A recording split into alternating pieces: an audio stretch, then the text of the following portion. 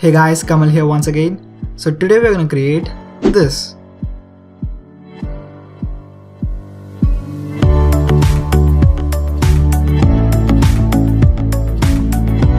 Okay guys, so I have already imported the focusin library here. I have it here. And since we are going to use a bit of jQuery, I have included that as well. I'll leave both of these links in the description below. You can go there. So before starting, let's see what are the links, not links, tags that we need to use to create this web page. Okay, sorry about that. Yep. So okay, we have two things here. One is a text field that we are going to have it. I mean, like, we have to input it, right? So we have a text field. Then we also have an icon. See, we have an icon here, the search icon.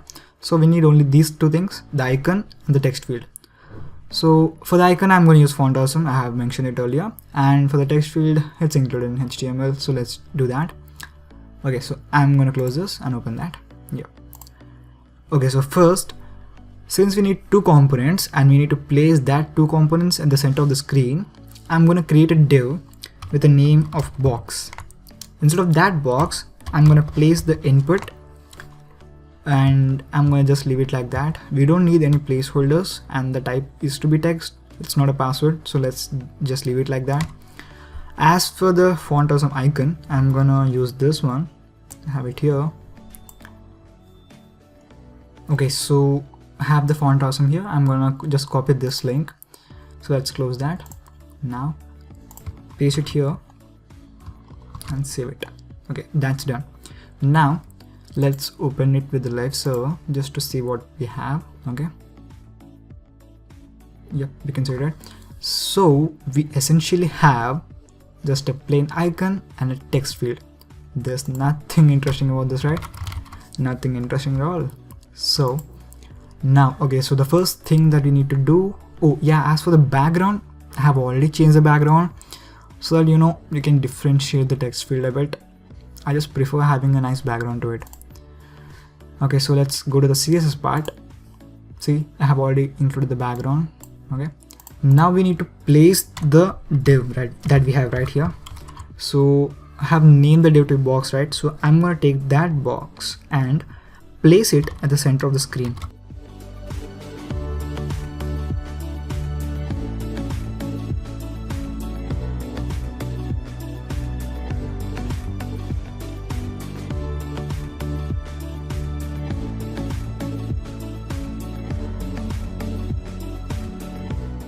That's better, right?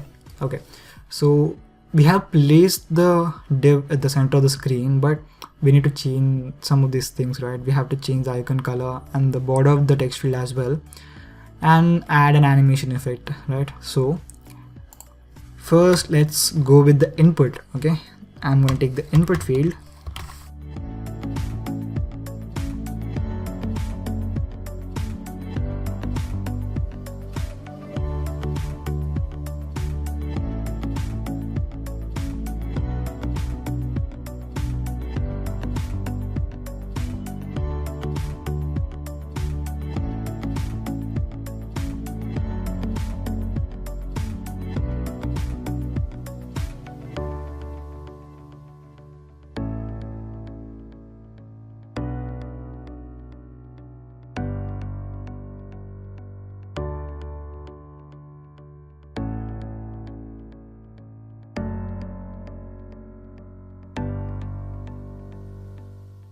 Okay, so I have removed the border, add a bit of background, not background color, that's the same background color, but I did the same thing again, added the white color background, add a bit of border radius, increase the line height so as to increase the the font width, not width, height, so to say. I have increased the width of the input field as well. See, what we have to do here is we have to change the width of the input from 0 or not 0, from 2 rem, we have it here, right, from 2 to 30. Okay, so now since the input is done, I'm going to go for the icon. Okay, so the outline is, if you're wondering, it's like when you click on the input, you normally have a border, this blue border, right? So as to remove that, I'm going to use an outline of none, so that whenever you click here, there's not going to be any border. Okay, now I'm going to go for the icon.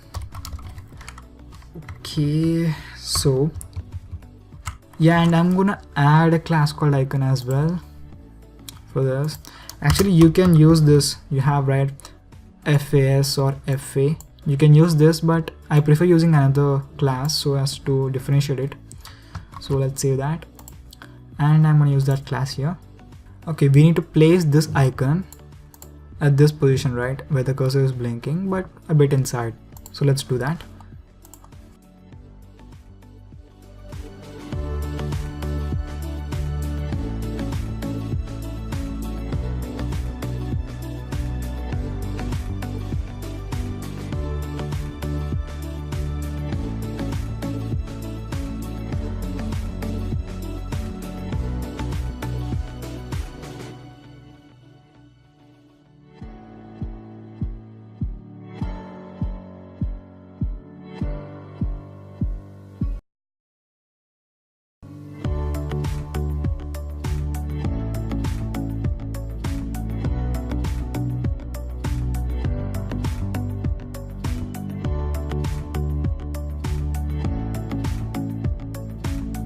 Okay, so I have placed the icon at this position. I have increased its size. So if you want to increase the font size, not the font size, icon size, you just have to increase the font size. That's actually the case. So if you increase the font size, the icon size will be increased as well. I've changed the color, and I have added a rotate property here along the y-axis. So whenever we change this, like let's say 80 and save it, you see the icon has been rotated along the y-axis. So when I change it to 90, you can literally see nothing here. The thing is that, let's say you take a piece of paper and rotate it 90 degrees along the y-axis. What do you see? You see nothing, right? You just see a straight line. Okay, so that straight line is exactly the same thing here, except that you don't see that straight line as well. Okay, so the paper is so thin, not the paper, the icon in this case is so thin that you can't see it at all. Okay, so whenever the text field is clicked, let's say, yeah, so whenever we click this, we want the text field to expand as well as the icon to rotate. So we can achieve that by adding a class called rotate, which will override the transform property which is already present here. So it's going to rotate it from 0 degrees to 80 degrees. So we are going to use jQuery to do that. If you already know JavaScript, you can use that. And if you don't even know jQuery, I mean like you don't know jQuery or JavaScript, just see some of the tutorials online, you can understand that. I mean like it's simple, you just need to know the basic stuff, the basic syntax of 1 or 2 things, like adding a class, removing a class, focusin and focusout. That's the 4 things that we are going to use in this, and a click function as well. Even if you don't know jQuery but you know a bit of coding, I think you'll be able to understand jQuery in this case. Okay, so we need to add this class rotate whenever the icon is clicked, right? So I'm going to use the jQuery, and I have already included the script file for the jQuery and the style file. I should have mentioned that earlier. So as for the jQuery,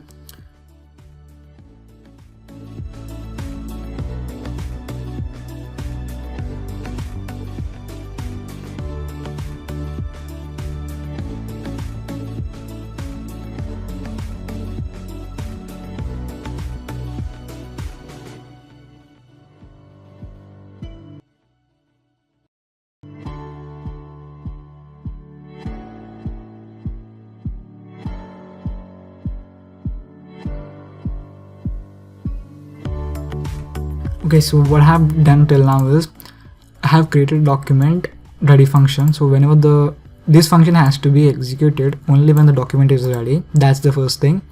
And whenever this icon class is clicked, like this icon is clicked, we want to add a class called rotate, this class rotate, to be added inside of the present class icon.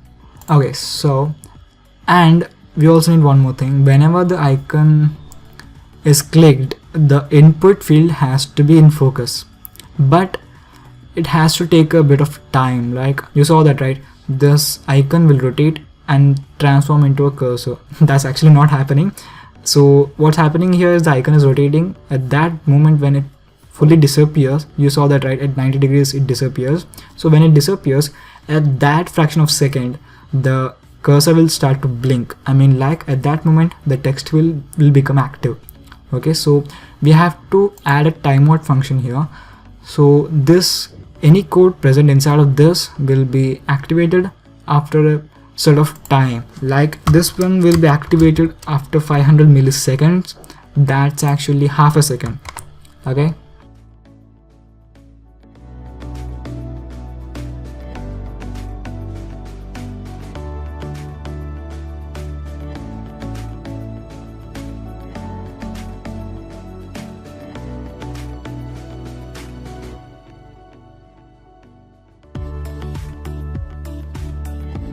Oh, forgot about the increase class. So we need to add the increase as well. I mean, like whenever this icon is clicked, the width of the input has to be changed, right?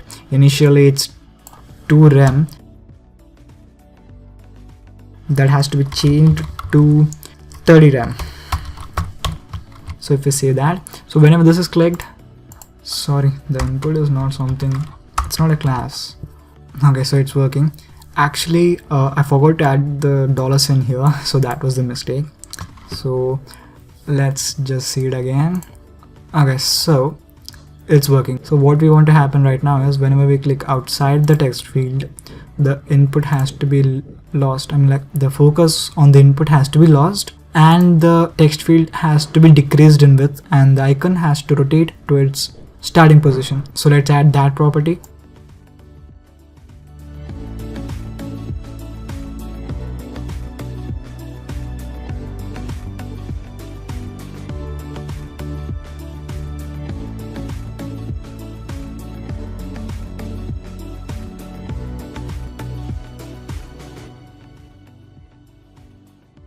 That's mistake again.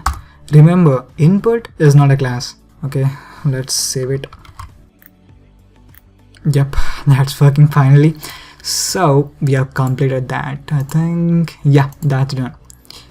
Well, if you like this video, then please hit the like button and do comment down about what I should create in my next video. And thanks so much for watching, and I can't wait to see you in the next video.